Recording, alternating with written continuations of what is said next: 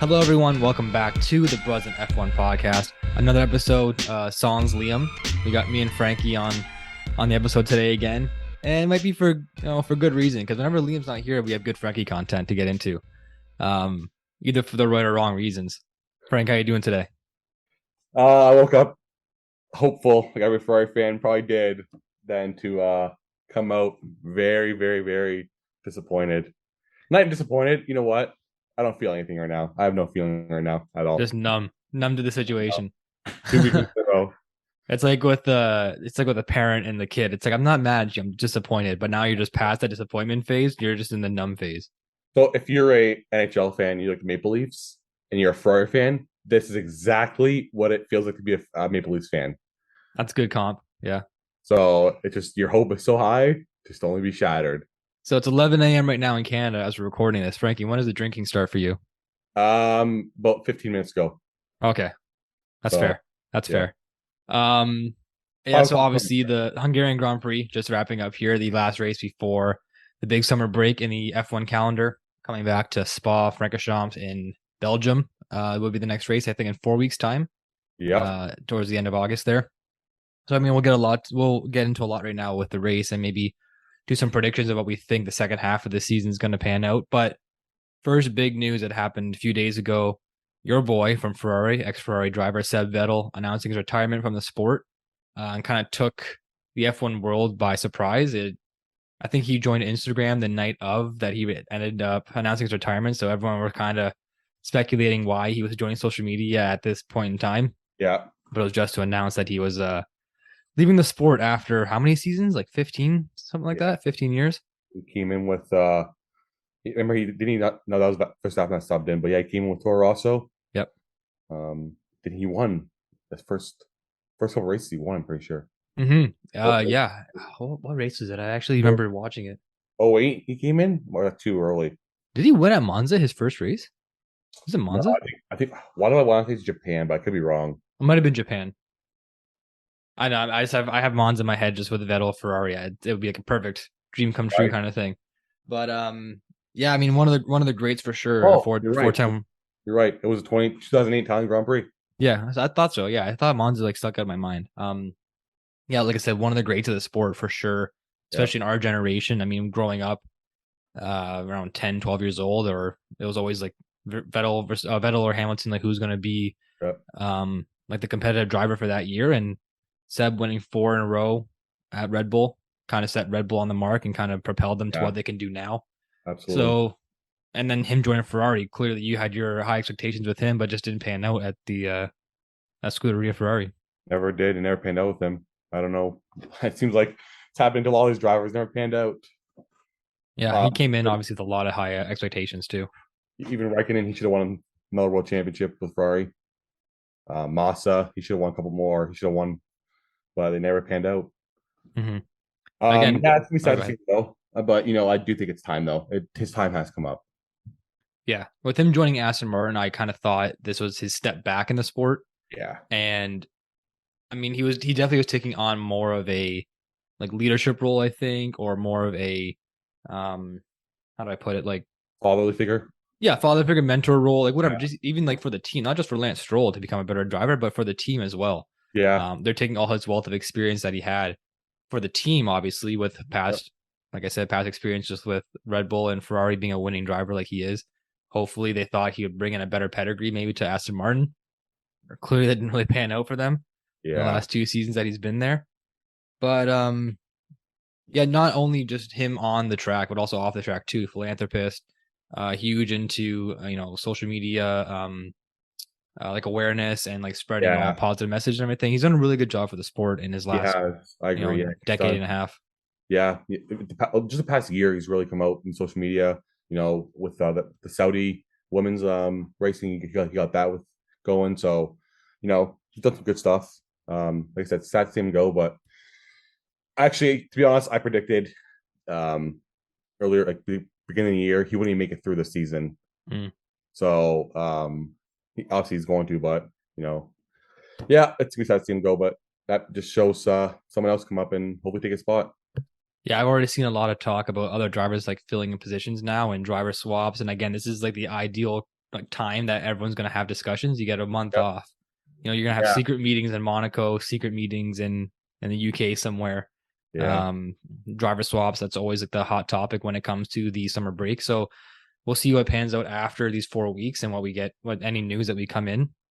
I'm sure we'll get together, get Liam on again too, and maybe do a little breakdown video of what happens during these 4 weeks. Because even though there's no racing, it's going to be exciting. It always is. Contracts, this is where the contracts extend, renew, different people, announcing their retirement or leaving a team. So maybe a Ferrari driver, you never know. Never know. Maybe scrap the Ferrari driver. The whole Ferrari team, like behind the Yeah, scenes, could just get scrapped right now. No one would blink an eye. I agree. All right, to the race. Hungarian Grand Prix, Hungaroring. Uh, it's not Monaco clearly, but it's another track where it is tough to pass. Yeah. And we saw it today a little bit too, but it's also a track where qualifying is really really crucial. And Mr. Saturday from his Williams days, George Russell taking P1 out of fucking nowhere yesterday on Saturday. Nowhere. Like I was watching all the time slots and like I saw, Sainz go P2, Leclerc P3, kind of thought that's where they would end up a little bit. Verstappen having his mechanical Yeah. difficulties, dropping down to P10. But to have George Russell just pip it right at the end, last driver on the track, basically. Yeah. What a fucking guy. He wasn't even putting purple sectors in. He's putting No, green. Maybe the last sector he put a purple in, but I think like, they're all green. Just yeah, consistent.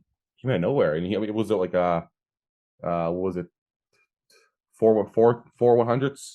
Yeah, it was still tight to Ferrari, but Yeah. So good for him. Yeah. I was cheering. I'm like, science on pole. Like, here we go. And next thing you know, I'm like, wow, good for him. You can't really complain. Just good for him. That's all I can yeah. say. I think even the commentator said it too. Crofty or Brundle, whoever it was, they made the announcement like signs on pole because they thought no one else behind him was going to even catch him. And Yeah. George just comes out of nowhere. Yeah. And it's like, hey guys, I'm here. Like, Yeah. don't count me out. Mr. And Saturday. Mr. Saturday, yeah. And we've seen in the last few races, especially too, with Mercedes bringing in the new improvements, bringing in new tech. Yeah. I think it was the British Grand Prix where they first brought in like their big new improvements and upgrades. And if there's one driver that you can't count out for this year, it is George Russell because he has been Mr. Consistency as well. Yeah. All those P5s at the beginning of the year, like finishing P5 and lower. He's done a hell of a job, and you can't count him out. I agree. He is a good driver. And we knew that back at Williams that he was a good driver when he came in for Hamilton at the Secure Grand Prix. You knew he was a good driver. We knew he was a good driver from when he first came into F1, and it was just a matter of time, right? Yeah, and getting his first pole position yesterday. Yeah. You can see the excitement on his face, and even Toto had a little glisten in his eye that we haven't seen for a while from the Mercedes boss. So that was kind of how we thought the race was going to pan out. Maybe George is going to pull away a little bit. Ferraris are still proving that they are the quickest cars, I believe. Like they do have the whole package together. Yeah. Come Friday, Saturday, Sunday. But then foreigners in this track too, especially, Yeah. Like they're tuning the car well per track. And the guys are, other than like the mistakes that Leclerc's had and Sainz have had, the car itself has been tuned up pretty well for the track. It's just been little things here and there. And it's just Ferrari can't get it together on Sunday. It should be a powerhouse of a car, right? It's even Verstappen said it. They're quicker than us, so figure out something to strategy wise, but they are quicker than us. So yeah, our Ferrari starts P2, P3. Sainz ahead of Leclerc, which is a little different. Yeah. So I thought they were gonna get him right at the beginning, Russell, but Russell did fend off very well. Then Sainz covered Leclerc at the front, pulled over to the left-hand side of the track, covered him. So, yeah, then it went downhill from there. Yeah, and with the new regulations this year coming into play, where you can pick and choose whatever tire compound you want to start on at the race, not depending on how you finish in Q2. This is the first race where we really did see the tire compound come into play. Yeah, big time. Because as we know, the soft compound tires, they fire up a little bit quicker than the mediums, which would much quicker than the hards. So off the start of the race, when your tires are cold and just sitting there, being on the softs is the way to go. Yeah, absolutely. And that was Mercedes' strategy. Ferrari chose to go medium for both Sainz and Leclerc. And I mean, it's not the worst idea in the world, depending on if you want to do a one stop or a two stop. There was talk of rain coming today. And what confused me the most is that on P17, George Russell makes a stop for medium tires from his softs. Yeah, Then one lap later, Sainz makes a stops for double medium. yeah, yeah. And I So think that kind of like that Ferrari again strategy idea kind of screwed them up from the beginning because as soon as they do that, they commit to a two stop no matter what. yeah, absolutely. Why? So you have two cars, 2 and 3, right? Both start on mediums. Switch up a bit. Maybe put one on the softs, one on the mediums. Counteract George. Whatever George does, you counter him. And Verstappen P and P10. I don't know why I'm dumb. I didn't even think of him. I was like, he's out of the contention.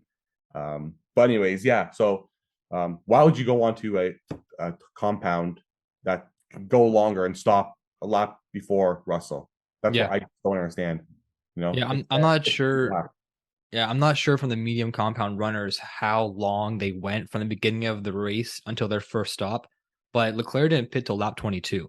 Yeah, yeah. And that was again for medium tires. So again, strategy coming to Ferrari, they did the exact same thing for both drivers. They Mhm. pitted them earlier than they really need to because by the end of the race, I think Russell had those mediums on for almost 40 laps Yeah, or yeah. something like that. I can't exactly remember. But the two stop strategy seemed to work.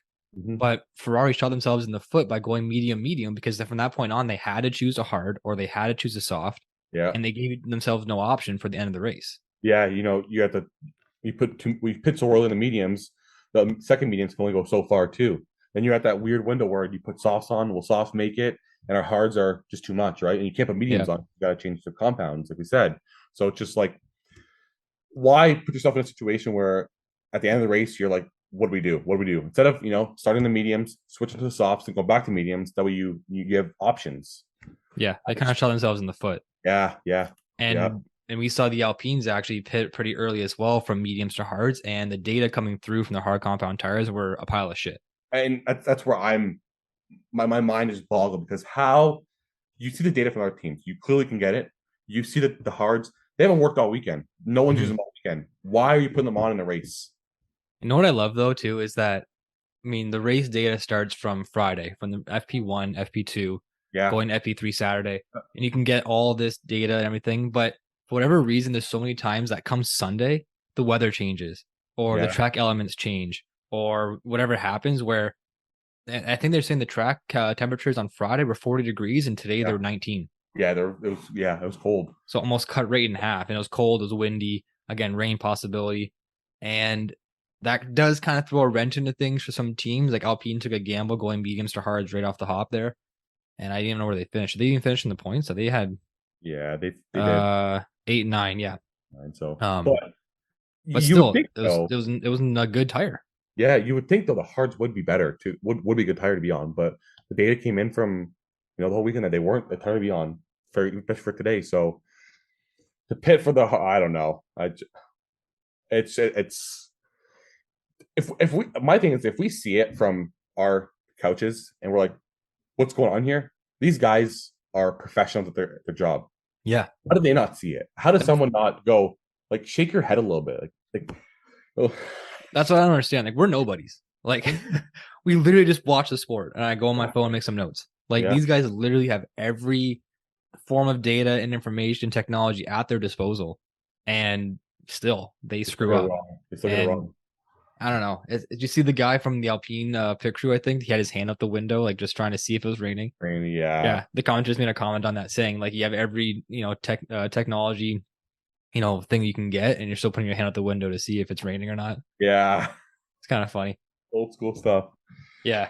Um, so yeah, so that kind of again similar to what happened in France last weekend, with Verstappen not being able to catch Leclerc because the tires just kind of died off in a Hmm. certain window at the beginning of the race. Similar here too. George got away in the softs. It wasn't until the pit stops happened and then Leclerc was able to get him on lap 31 with a dirty pass. That was a really nice Yeah, overtake by yeah. Leclerc there. But Late breaking. yeah, down that main straight. I mean, that's the main straight, and then the one DRS zone right afterwards, heading into turn 3, I believe, is kind of the only really passing opportunities Yeah, at the track. It's a very Barcelona-esque track. They're very simple Yes. tracks. They're very Yeah. you can't pass on them. They're probably what like top five worst tracks on Yeah. the Not a big fan. Never a big fan of Spain either. yeah. That's Even it's playing the F1 game was a pile of shit. I could never pass in Spain. So yeah um this track's a little more fun to play because it has like the long swooping turns and everything. yeah But yeah, still, it's not one of my favorite tracks. I think some drivers might say otherwise. With Hamilton being a seven-time champion here, I think Ocon winning last year obviously is a yeah huge surprise. So these guys, I think this is also Fernando Alonso's first win was at Hungary too, way back in the day. yeah So to these guys, they love Hungary, but from us yeah. spectators, we hate it. Boring. It's not a fun track to No, watch. and even it sounds bad to say, but even Monaco too, like it has like the lore of being Monaco, Yeah but like you watch for Saturday yeah. But mostly, right? from what happened this year, Yeah, it was that's one of my true. favorite races. It's most the best races this year, so one of the best ones. So it's like I depends on know. the weather. Like Uh, you're not gonna watch Monaco, but yeah, it's still sometimes you put it on and nothing happens, or sometimes you put it on and what yeah, happens this year happens. chaos. So, but I was watching Verstappen, the timing boards. He was, he got the P8, P7, and that second stint he was on, he went lights out. Rocket ship. Yeah. That car was fast today. Even Hamilton was fast today. He was Yeah, 10 seconds yeah. behind Sainz, and he caught him. hmm I'm like, Um, oh, yeah. So it's what did I put here? So yeah, Max was the first to make his second stop on lap 39 for mediums, and yeah, he went. Did he start on softs too? I can't remember actually. he did start in softs. Yeah, Yeah, so he went soft, medium, medium to the end. yeah, Which I think, yeah, going back to Ferrari, I think they should have either done that or just like you said, go medium, soft, medium, and give yourself a better opportunity for the last 30 laps. Because like we've seen, right there, like lap 39, he was on those for another 41 laps to finish the race. yeah, And by the time Leclerc passed the line in P6, there he made a three stop. yeah, Which I mean, if you had told any Ferrari fan that Leclerc's gonna make a three stop strategy today and drop from P3 to P6, like, would you take that as not like would you believe that would happen? Like either because it's a bad strategy or something happened in the race? Like that does sound like it would happen to Ferrari. yeah. It does. It does. It sounds like a very Ferrari-esque move. Yeah, like you don't hear that coming from Mercedes, you don't hear that coming No, from Red Bull. no, Like you not at all. hear like you just see like a tagline like this happens without putting what driver it is, and you say, "Oh, Yeah, that's Ferrari." yeah, absolutely. Oh, So you boys. we get to the so yeah, Russell pits after on mediums for lap 40. It's we're there. Yeah. So then I think we're getting a little too far ahead, but I think Verstappen he spun Yes, that and was crazy. he got lucky. Like I don't know, like he spun and still caught Leclerc at the same lap. Yeah, and that just goes to show. I mean, the tires were just not even in the same realm of Yeah. speed, right? He got past Leclerc. He passed him on the track. Then he spun maybe a couple laps later or a lap later. Yep. And Leclerc got past him again. Then he had to repass him. So I don't know. The champ is coming into play. He's really finding his form. Yeah. And like you said, him starting in P10, you knew he was there, but you never felt threatened because it's he's in P10. Like I know it's a Red Bull, I know it's fast, but like we don't really pass much on this track. Yeah. There's only one or two passing zones.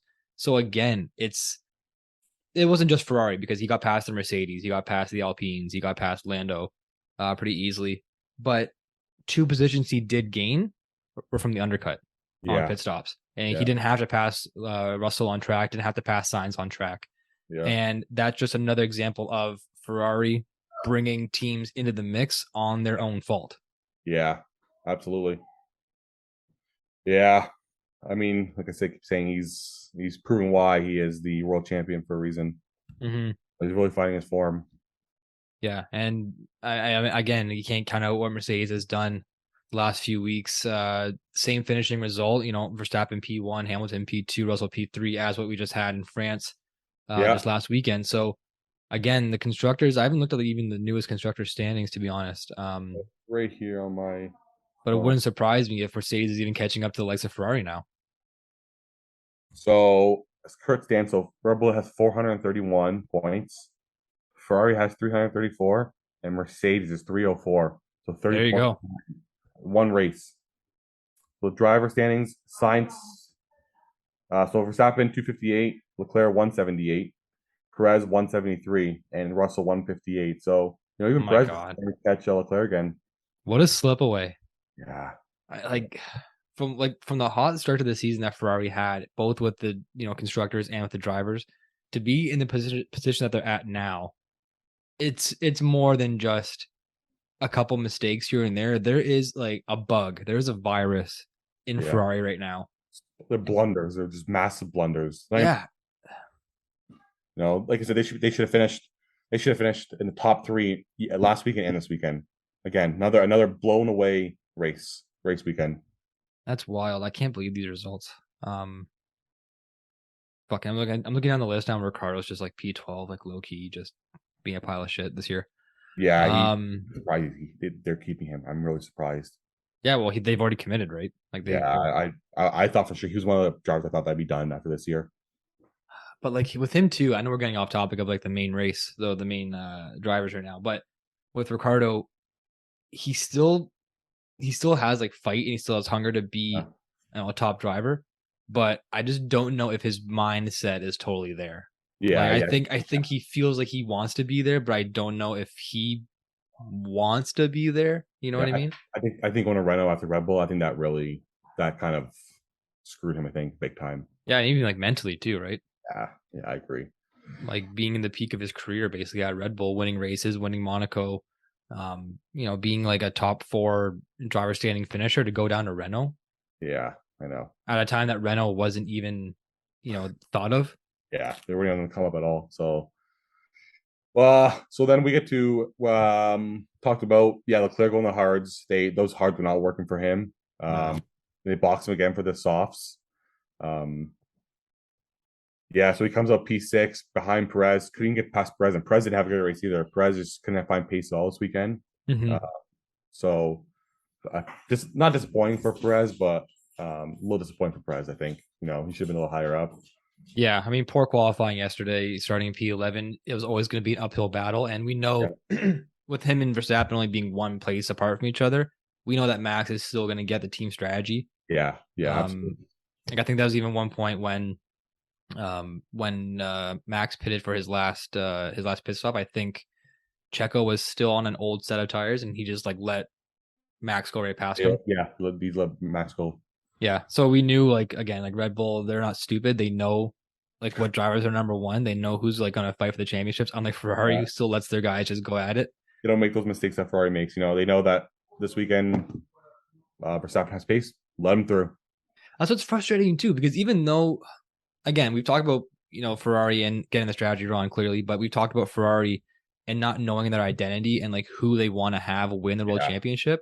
yeah, And I mean, with Leclerc and Sainz only now being separated by 32 points, it's not close enough to to distinctly say yes, Leclerc's our number one, yeah. Sainz your number two.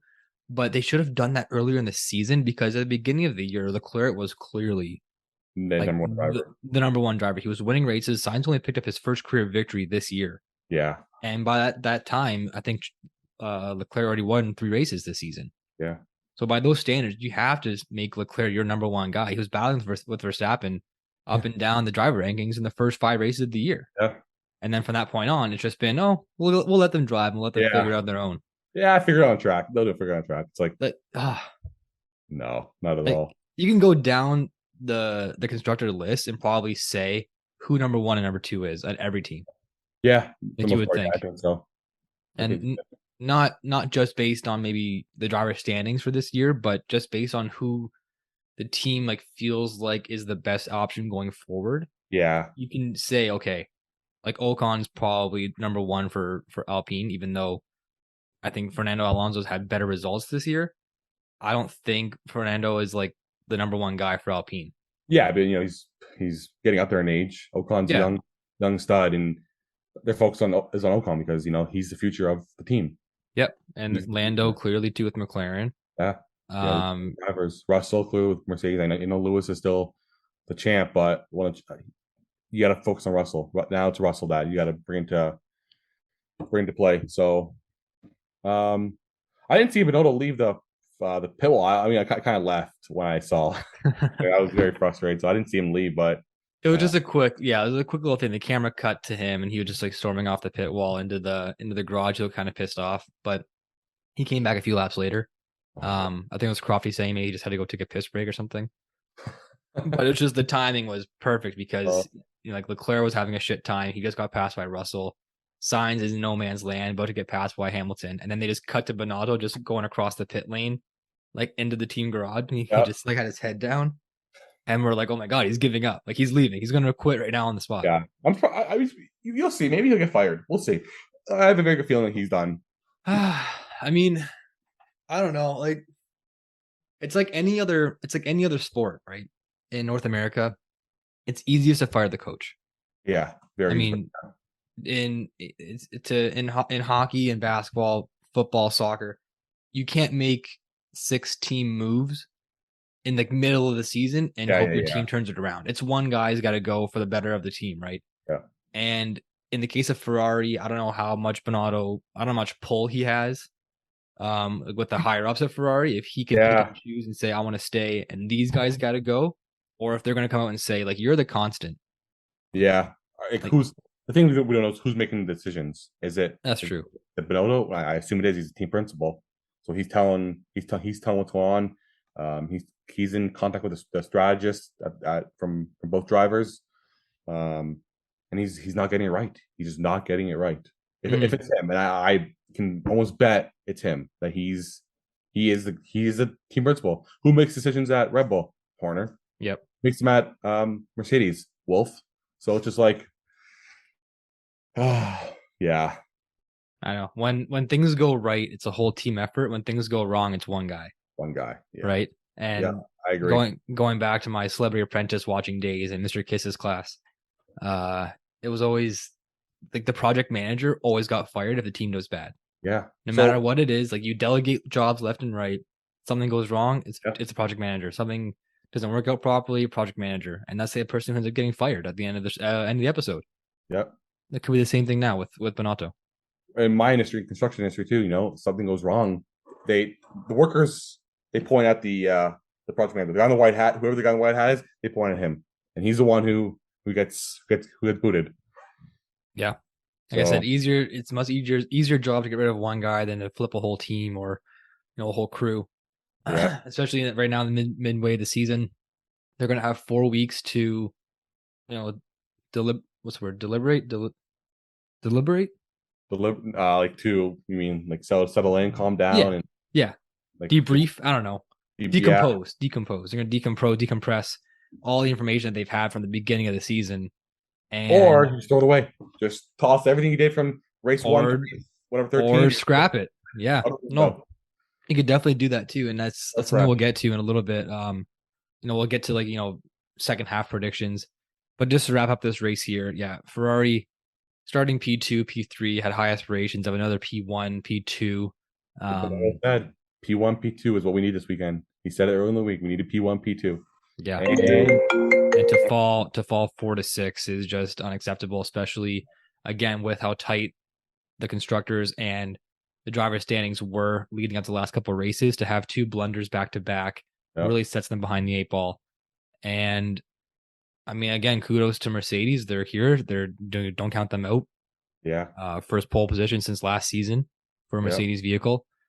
And going forward, I think Max is probably going to be world champion again this year. I don't see anything hinder his. Yeah, he's got almost 100-point lead now. Yeah. VSC came out too, which is a little bit too late. The 67, like 1 or 2 laps, Yeah. Even the rain would have came too late. I don't know. Maybe it was like Hamilton and Russell. 1 or 2 said it's downpouring. It's like heavy raining. I think it was Russell said it. The last lap, he's like, it's raining. I'm like, dude, where's the rain? I don't see. I haven't seen any rain. I'm like, I don't know. Yeah. I know. I was kind of like doing fingers crossed because I love rain. Rain's the equalizer, right? It's a level playing field for all the cars. We saw with Gotifi and FP3. Yeah. Top on the charts there. I think like it's just funny too how much the rain really slows down the car because I think 1:17 was the actual qualifying lap put in by Russell. 17.4. And I think Latifi's like FP3 was like a 1:41. It was, It yeah, was like 141. the fastest. Like you could have said that Latifi did a 1:41 on dries, and I wouldn't blink an eye either. I could have walked that truck faster. Like, Oh my god. my jet, I could have done a faster lap. Hey man, give it to Latifi. I want to Yeah. get him on the podcast one day and see what he says about Yeah. all the backlash and stuff from us. But Yeah. No, Both guys are lucky there. So the VSC ends, and at that point, it was over. Yeah. Hamilton was catching up pretty quick though. I think he was cutting back almost a second per lap or per corner almost. Yeah, per sector. Yeah, by the time they crossed the finish line, I think he was 6 seconds back. By beginning of the lap, he was like 9 or 10. Yeah, he was. But Verstappen was also like he knew that. Suppose there was rain, so my thing was he was taking it easy. He knew he was coasting. Yeah, just in case he did spin or something did happen, he caught a slippery part. He was slowing down a little bit. Yeah. Oh, Ferrari, look at that. What did we finish? 4 and 6. My Can't be doing that. 4 and 6. And we said Perez too. It was almost like damage limitation for Perez, right? Yeah. To go from P11 to get in between the Ferraris and split them up. Yeah. That probably wasn't on their radar. No, not at all. Coming in this race. So again, like you let 2 drivers outside the top 9 finish ahead of you. Yeah. Yeah. And actually and Hamilton started P7. Started 7th, yeah. Oh, Norris finished what, 4th? Or started 4th, he finished 7th. Yeah, but his fight was against the Alpines, right? Yeah, so he finished had both Alpines, which is nice. Good from McLaren there. Right. Yeah, let's do our yes. Second half predictions quickly. Belgian Grand Prix, Spa-Francorchamps, August 28th is the next race on the calendar. Another high-speed track, clearly. Very high-speed track. Long track too. Longest on the circuit this year. Okay. And again, I don't see why it wouldn't play into Red Bull strategy or performance. Ferrari, again, I think might be a little bit better than the Mercedes at this track because it is a pretty good power unit track, and Ferrari's shown that they have a lot of pace and a lot of speed. Yeah. But I think it's just those little technical corners. I don't know if Ferrari can handle it. Yeah, it's gonna be a very well. I'm excited to see what happens. We'll see what happens. We'll really know in qualifying and the practice what I don't know if Ferrari's bringing upgrades. I don't know who's bringing upgrades. I'm sure they're going to be bringing some, so we're going to see really what happens. But I want to hear what you think about the second half of the season. Where do you see the driver standings going? I mean, as far as standings, it wouldn't put it past me to have Verstappen be back-to-back world champion. Yeah, I have nothing saying that he won't do that. Again, it's the way it comes down, like the finish. I think he's going to coast. I think Max is going to coast because again, he has the pedigree. The team has it under the wraps of like how to be a world championship team. Red Bull's been chasing the constructors now since like Max won last year. Yeah, constructors is kind of like their next big goal, and so I think they're going to do everything possible to have a steady car and not take too many risks. Whereas again, teams like Ferrari, even Mercedes, maybe now they see a little bit of like a little light at the end of the tunnel that they can finish better than what they thought. So I think Mercedes might take some more risks. Ferrari, we don't know what the fuck they're doing. Yeah. But it wouldn't surprise me if I see Verstappen and Perez finishing P1, P2. Yeah, it wouldn't surprise me either. Good thing is Alpine did pass McLaren in the constructors this weekend. So okay, yeah. I think they're gonna really get ahead too. They're gonna keep pushing forward. Look at that drop off though, from P3 to P4 in constructors. Yeah, 304 to 99. That's wild. And where the hell's Alfa Romeo been? I mean, the Bottas has such a hot start to the year. I was really expecting Bottas to like put in some really good performances. But he has I think he's had 3 DNFs in his last few races. Yeah. I thought he was going to fight for podium a couple of times at the beginning of the year. Like they came out like a firecracker. Same with Haas too. I'll quickly do my prediction. I'm going to speak from what do you call it? My heart says Leclerc will catch up, not pass. He'll catch up to Verstappen. Okay. And I'm gonna hit a hot take right here. it's gonna go into the last race of the year, just like last year. Hamilton Stop. Verstappen fighting for the championship. But you think it's going to be Verstappen and Leclerc? I think Red Bulls has some coming their way. I think they have some DNFs in their future. I don't know. The bold prediction. That is bold. Very bold. But yeah, I can only hope, right? You can only hope that they do something. They turn it around. It's not that far off. It is, but it's not. A couple of DNFs here for Verstappen. He had a problem yesterday, so who knows what could happen? Who knows? I mean, I don't hate it. It's good for content, obviously. To have bold hot takes like that. Everyone listening, come back to this video at the end of the season. Mark my words. Right. Yeah. Mark my words. Mark my words. No, I'm guaranteeing. Oh, here we go. Who are you, Joe Namath? Yeah. Yeah. No, it'd be sweet. I would love it. I mean, like, that was the most exciting finish to any sporting event of all time. Really. Oh yeah. Like, it's a Game 7, 10 overtime game, right? Remember the Montreal screw job for WWE? Oh yeah. It's just like the Saudi Arabia screw job. Saudi. The Saudi screw job. Saudi screw job sounds like a drink. Yeah. They don't drink there though, I think. We're gonna what do you call it? We're going to that's that slogan. We're going to not rate it. What do you call it when you want to keep it to yourself? I don't know. I forget what it's called. That slogan. The Saudi screw job. All right, we'll keep it at we'll keep it as a Saudi screw job. It's a good name. Yeah, I mean, I'm just looking at the upcoming calendar too, like even past Belgium and like Dutch Grand Prix. Max is going to win. He can't not win at that one. So Belgium, Netherlands, Italy. Italian GP in Monza. I'll be there actually. You're going to go? I'm convincing the people I'm going with. And Joe and Christian are listening. Let's go to watch Monza. There we go. Go to watch Monza. Even for the Sunday, I'll pay whatever it is to be in Monza and to have Ferrari potentially could win the race. Let's go, guys. Come on. You heard it here first. Let's go. That's a good sales pitch. Right? Okay, guys. So that's just going to wrap it up here for Frankie and I. Again, big expectations coming up for the second half of the season. Expectations that we don't know what the fuck's going to happen. Yeah. But as always, we're going to tune in and watch because we love the sport. Absolutely. Yeah, thanks guys for listening. Hopefully we'll see Liam the next time we're on. Yeah. Yeah. I don't mind this. I don't mind this 2-person thing either. Yeah, I know. But Liam's the three's a crowd. Three's gonna be a crowd. It might be. I might have to kick him off though. We'll see. I might have to vote him off the island or something. Yeah. But no, thanks guys. Appreciate listening. Don't forget to subscribe to our the channel. And yeah, all the best. Have a good 4 weeks off. We'll see you soon. See you soon. Cheers.